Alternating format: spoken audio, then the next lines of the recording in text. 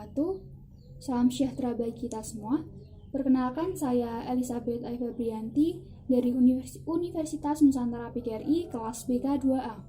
Di sini izinkan saya untuk memaparkan hasil jawaban saya mengenai ujian akhir semester genap mata kuliah Asesmen Teknik Tes.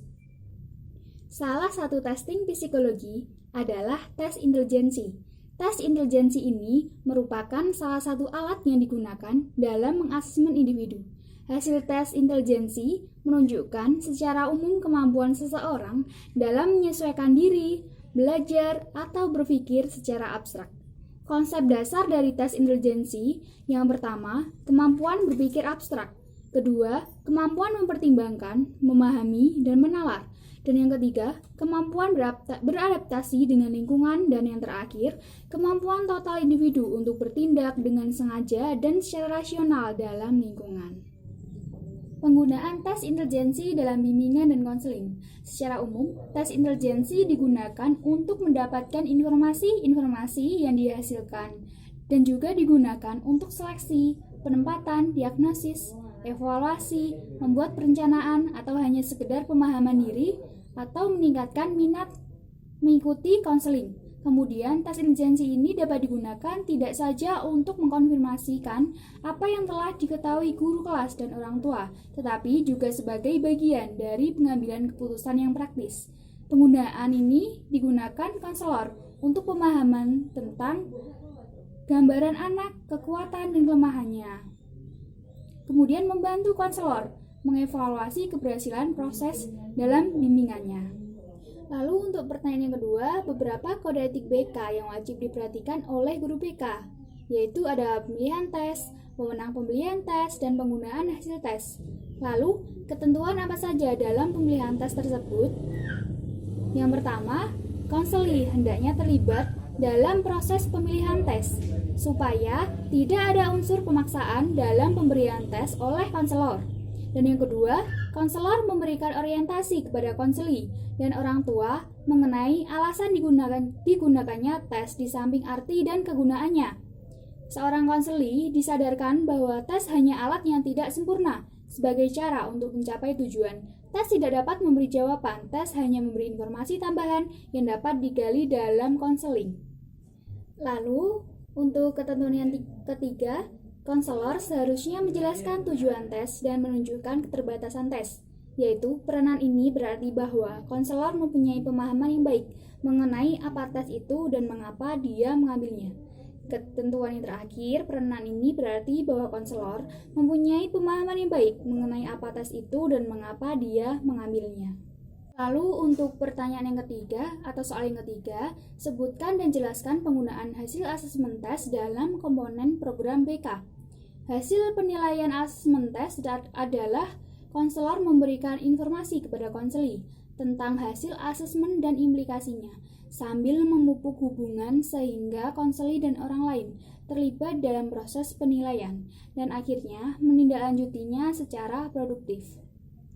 Komponen program BK menurut Setzer dan Stone pada tahun 1981. Yang pertama, appraisal. Appraisal ini dirancang untuk menumpulkan, menganalisa, dan menggunakan data objektif dan subjektif, pribadi, psikologi, dan sosial mengenai siswa untuk memperoleh baik pemahaman yang lebih lengkap mengenai siswa maupun untuk membantu siswa memahami dirinya. Lalu untuk komponen program PK yang kedua yaitu konseling. Konseling ini dirancang untuk memfasilitasi pemahaman diri dan pengembangan diri melalui hubungan berdua atau kelompok kecil. Fokus utama hubungan demikian itu cenderung pada perkembangan pribadi dan pembuatan keputusan berdasarkan pemahaman diri dan pengetahuan lingkungan. Dan yang ketiga, planning, placement, dan follow up. Dirancang untuk membina perkembangan siswa dengan cara membantu mereka memilih dan menggunakan kesempatan di dalam pendidikan dan pasar kerja. Lalu untuk soal yang terakhir, soal nomor 4, tahap pengkomunikasian hasil asesmen tes oleh guru BK atau konselor. Yang pertama yaitu tahap di mana konselor mengkomunikasikan hasil temuan atau hasil analisis dan interpretasi yang telah dilakukan kepada testi dan pihak yang berkepentingan. Yang kedua, konselor memberikan informasi komprehensif kepada konseli tentang hasil asesmen dan implikasinya sambil memupuk hubungan terapeutik sehingga konseli dan orang lain terlibat dalam proses penilaian dan akhirnya menindaklanjutinya secara produktif. Kemudian tahap pengkomunikasian hasil asesmen tes yang ketiga, yaitu komunikasi hasil asesmen dapat terjadi baik selama atau setelah interpretasi tes. Yang terakhir, aturan pokoknya adalah semakin banyak konselor yang mengkomunikasikan tentang temuan selama proses penilaian itu sendiri, semakin besar kemungkinan konseli akan mengingat hasil penilaian dan menindaklanjutinya.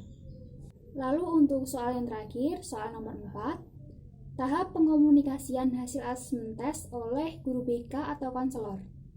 Yang pertama yaitu tahap di mana konselor mengkomunikasikan hasil temuan atau hasil analisis dan interpretasi yang telah dilakukan kepada testi dan pihak yang berkepentingan.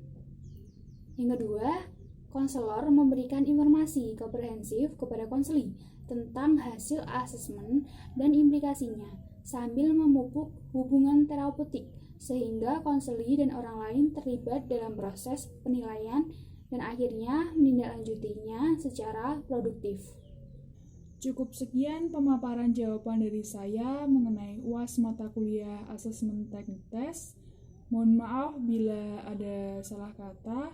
Sekian dan terima kasih. Wassalamualaikum warahmatullahi wabarakatuh.